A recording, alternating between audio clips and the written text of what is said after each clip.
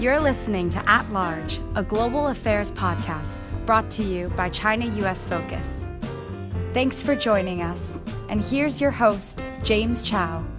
Another week, another 7 days of significant developments in China, in the US, in their relationship, and what that means for the wider world.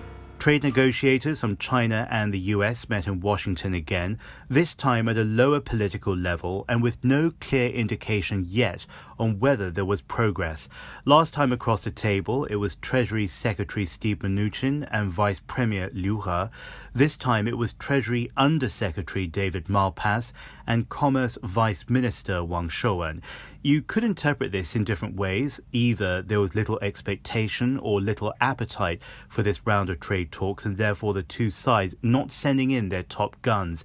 You could also say that they're trying a different approach, using less high-profile figures to negotiate quietly behind the scenes and without the pressure of having big names at the front. Or what I think is a more likely scenario, the trade war is in its infancy and the two sides are still feeling one another out. What the White House is saying publicly is that the discussion centered on establishing how to achieve fairness, balance and reciprocity in the economic relationship, including by what it called addressing structural issues in China. China, meanwhile, said simply that the exchange was constructive and frank. The tariffs, meanwhile, continue, and I'll be back with that in a few minutes. Before that, an acknowledgement of two key people who have passed away. First of all, of course, Senator John McCain, as the tributes continue to pour in. And when you read those tributes and you listen to what people say, the words American, patriot, and hero have appropriately come up time and again. We'll need another podcast to fully pay tribute to his legacy, but I came across this clip of him back in 2008, and these few words seem to sum up his commitment to a life of public service. Tonight, I have a privilege given few Americans, the privilege of accepting our party's nomination for President of the United States. Now an acknowledgement of one woman whose music, as much as her voice, touched the world. Looking out on the morning rain, I used to feel so uninspired. Aretha Franklin, who died in Detroit on August 16th, continues to be remembered for the unparalleled legacy she left as an American who was known almost everywhere to almost everyone. 18 Grammys, 75 million records, but her upbringing was even more unique. She was a daughter of C.L. Franklin, pastor of the New Bethel Baptist Church and a highly regarded civil rights activist who organized the Detroit Walk to Freedom in 1963. So Aretha Franklin was raised not only in that home and social environment, but at a turning point in American history. She was not just a bystander to what was unraveling before her. She was also a key actor in so many ways in the movement. Her songs were not just music, they were the social anthems of their time. The Franklin family were great friends of Dr. Martin Luther King Jr. He was assassinated in April 1968 in Memphis, Tennessee, where incidentally Aretha Franklin was born. 5 days after he was killed, she performed this hymn at his funeral in Atlanta. Because when the wind and the wind drill right now, but all we need is you, Jesus, to linger right here. And in every one of our lives, it's almost done. Yeah. This is At Large, your weekly podcast on China, the US, and the world. Keep listening. This weekend, you can listen to a special edition of At Large. We'll be sharing with you my conversation in Hong Kong with Chen Dingding, a professor of international relations at Jinan University in China's Guangzhou. He's also a non-resident fellow at the Global Public Policy Institute in Berlin and the founder of his own think tank Intellicia. You may have come across him recently, quoted in the New York Times and other major media, as we continue to try and understand the complexities of the trade war and its wider impact on the China-US relationship. But he's hopeful, and when we compared current events to the space race between the US and the then Soviet Union, he said he doesn't think that the world is going to revert to that same ideological mindset. I think today's world is different. We are very, very unlikely to go back to the old style of Cold War, mainly because after 40 years of globalization and all that in the global supply chain, so on and so forth, in my view, it's not impossible to go back, but the cost would be tremendously high for all the countries involved.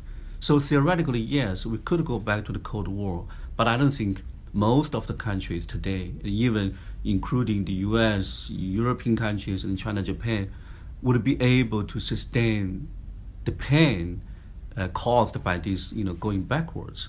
So theoretically it's possible, but practically I think it's almost impossible. Let's return to the trade war. President Trump continues to operate at full speed, if this was anything to go by. Intellectual property and all sorts of different things of that nature are being stolen from us by other countries. It's going to be very hard for them to do that. We're putting a lot of safeguards in, and we're doing a lot of things against foreign acquisition of property. As he's also indicated in the past days, he's ready to sit out the tariff, saying that he, like the Chinese, has a long horizon. But the rhetoric coming out of Beijing is very different. Lu Kang is a spokesman at the Foreign Ministry, and he laid out the intent very clearly this week. In order to protect China's own interest and defend multilateral trade mechanisms, we decided to take countermeasures against U.S. tariffs. For the ongoing trade negotiation, we hope the U.S. side can work with us and that good results can be achieved. What I'm hearing are two countries with two very different approaches, not just to the trade war they're currently battling, but also in their wider relationship. But the picture isn't clear-cut. The US says China restricts market access. This past week, Elon Musk, a very public symbol of innovation, was in Shanghai to announce Tesla's first factory outside of the US. Tesla is leaning on Shanghai to help deliver on its manufacturing targets. Now, within the US itself, the picture is also complex.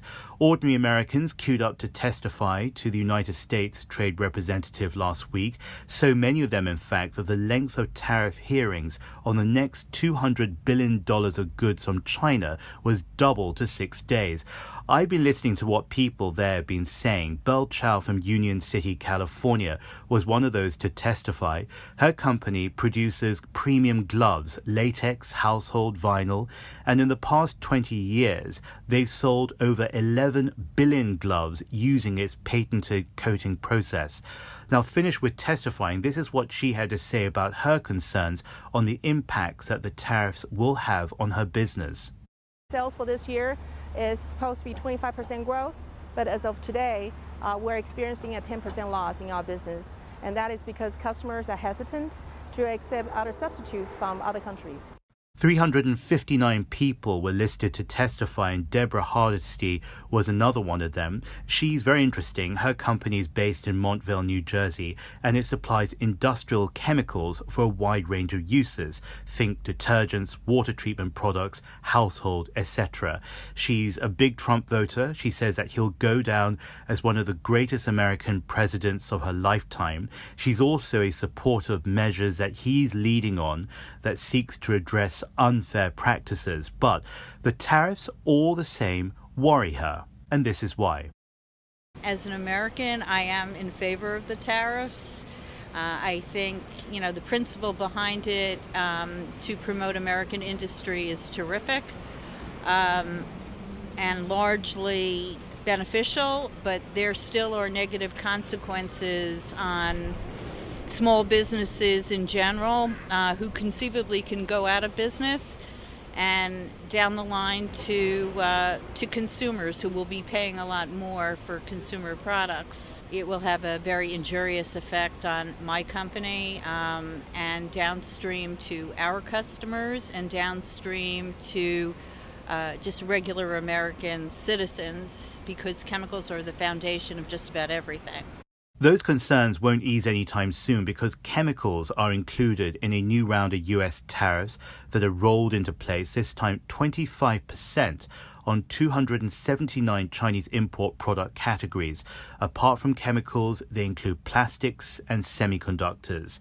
I'm going to read you a few lines now from the Washington Post in relation to this. It says, after decades of deriding China as a lousy copycat, the United States now fears China's rapid rise as a technology powerhouse and sees it as a major, even existential threat to U.S. dominance. The Trump administration has waged an escalating trade war against China under the pretext of punishing Chinese transgressions. That from the Washington Post. Now, you have the US imposing tariffs. You have China responding to those tariffs. The outcome is still yet to be fully felt. But one outcome will be for sure, and that is what you will have are the two leading economies in the world losing out. Back now to my conversation with Chen Dingding. As you heard earlier, he struck a note of optimism, saying no matter what, the world won't, the world can't return to a Cold War mindset. Here's one more moment from that interview. This time I asked him to predict where we'll be as a world in 12 months' time. And his answer, as maybe you can sense, surprised me. By the summer of 2019, this trade war would come to sort of closure, because by the summer of 2019, the U.S.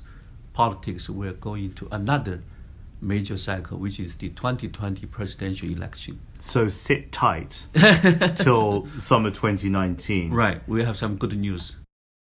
My full conversation with Professor Chen Dingding this weekend, we'll mail it to your inbox, or you can sign up for automatic updates through our website or through the social media app that you're listening to this through. It's been a great pleasure speaking with you once again. Till next time. You've been listening to At Large with James Chow. For more episodes, you can go to chinausfocus.com/podcasts. You can also subscribe at Google Play Music, SoundCloud, and more. Thanks for joining us, and thank you for tuning in.